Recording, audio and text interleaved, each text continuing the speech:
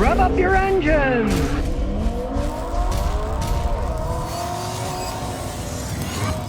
People are always asking me, hey Scotty, what's the most unpopular car in the United States? Well, this year it's the Fiat 124 Spider.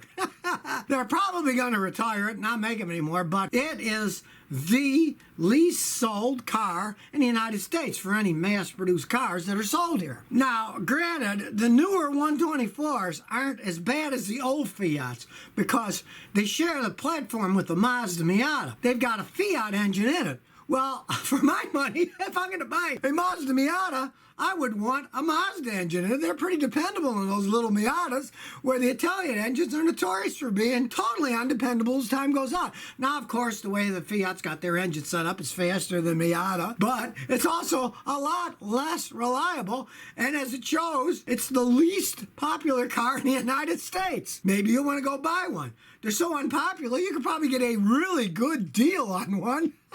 And they do have a lot of Mazda Miata designs on them. And if you're not ragging a car, it might last a while. The problem with the Italian cars is they are zippier. Guys tend to race them, rev them up higher, then they blow up faster. If you do get an Italian car like that and you drive it conservatively, they can last a while. But still, for my money, if you want to get a sports car, get the Miata. Don't get a Fiat copy of the thing. It's Isaac Dean, 28. I want to make a purchase to my first car. I've done research, but I'm looking at a 2010 2LT Chevrolet Camaro. I love it, but I'd like to know if anybody knows if I should buy it or not. If you value your money, do not buy it. Those things are money pits as they age.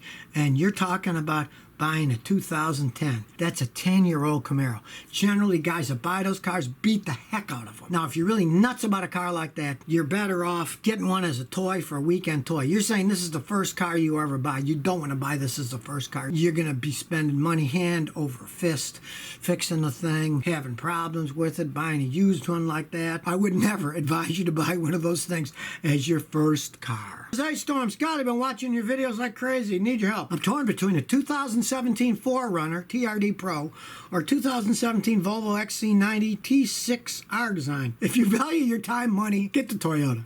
Believe me. The Volvos, yeah, they're interesting. They are kind of fun to drive around, but they do not last. Now, if you were talking about Volvos in the 1960s and 70s and early 80s, they really lasted a long time. They're not going to be making cars in the future, gasoline vehicles. They said, the Chinese company that bought them said they're only going to be making hybrid electric and pure electric cars. That's all they're going to be making. They're going to do whatever they want. They go electric, hybrid, and you're stuck with a vehicle that's got a gasoline or diesel engine in it. Tough luck. The Toyotas, they're going to be making those things for a long time.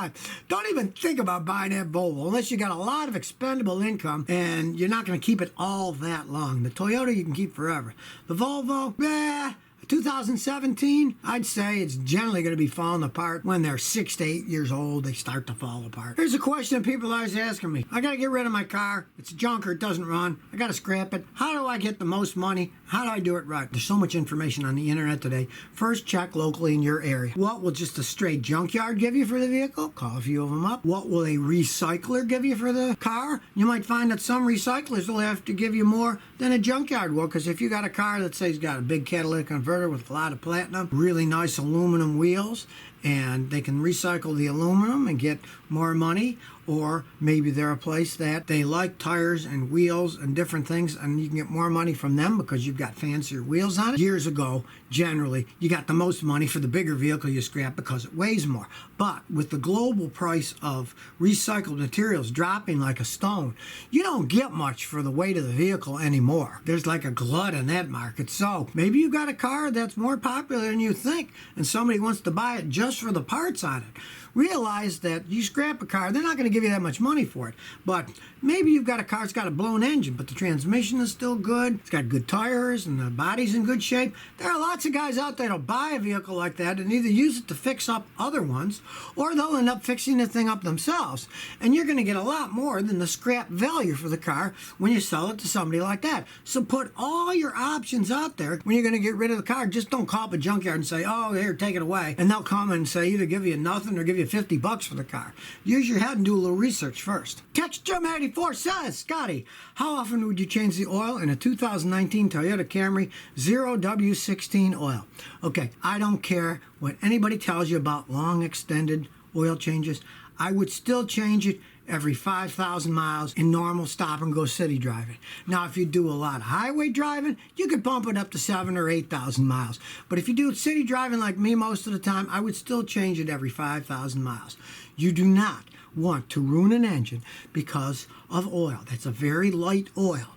You want to keep it clean so it lubricates the engine and doesn't cause any problems. So I would change it every 5,000 miles myself. James, 1987. I have a 2005 Nissan Murano. Bought a new battery and alternator. I got power, but it won't turn over. You find that. You got a new battery and a new alternator, and it won't turn over.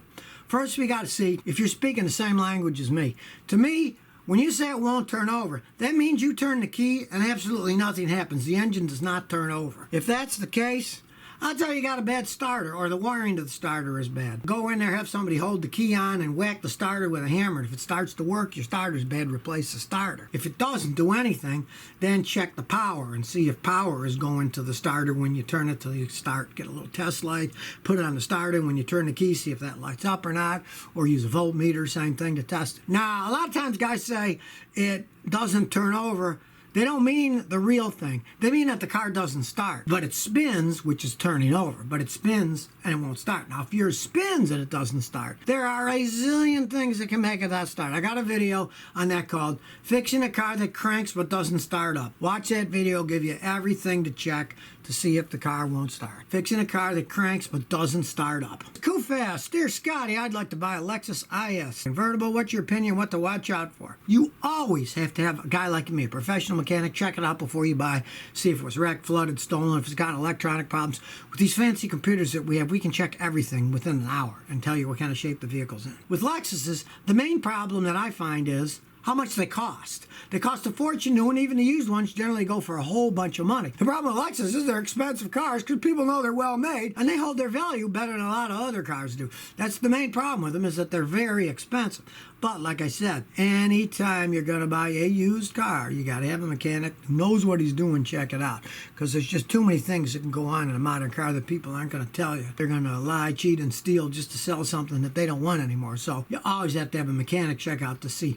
I've had some customers bring me 4 or 5 Lexuses before they finally buy one, because I find out that the previous ones had all had been wrecked or flooded, and so they didn't buy them. MBK5 Us. Are NGK ruthenium spark plugs good for old trucks like a 2007 Tacoma and other cars? Are there any benefit? Are they better than the iridium ones? Thanks. Spark plugs do one thing. They make a spark. The OEM plugs were designed perfectly fine for the vehicles. They spark and work fine.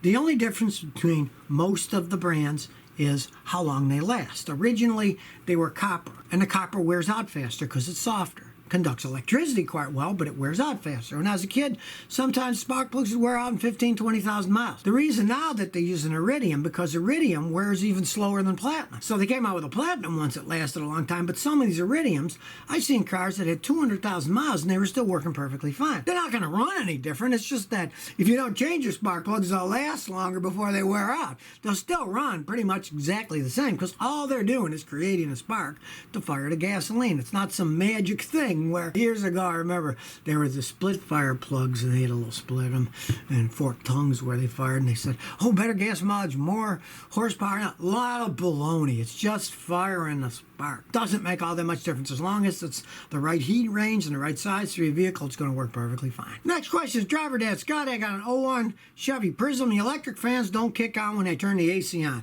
but when the temperature gets up there, they turn on. Can I run a toggle switch to turn them on manually? 19 years old. It's an old vehicle. You can easily run a toggle switch with a fuse, and if you really want to do it safe, put a relay in line, because the relay will take the power better. But I've actually done a bunch of those. If you use thick wire, like say 14 gauge wire, and like a 25 amp fuse and a good toggle switch, I've actually found that don't go to the auto parts stores to get a toggle switch, because they sell Chinese made crap. What I do is I go to a hardware store and I bet a metal switch, the kind that they use for turning appliances, drills and stuff on and off, and I use one of those switches and they last forever, because I used to use the cheap crap they sell at the auto parts store that's plastic, and they all ended up melting because they're so junky. So get a good metal toggle switch and do it. It'll simplify things, and it's a lot easier, and you don't have to deal with all the computer crap and sensors and stuff that could go wrong to make it not work when you turn the AC on. So if you never want to miss another one of my new car repair videos, remember to ring that bell.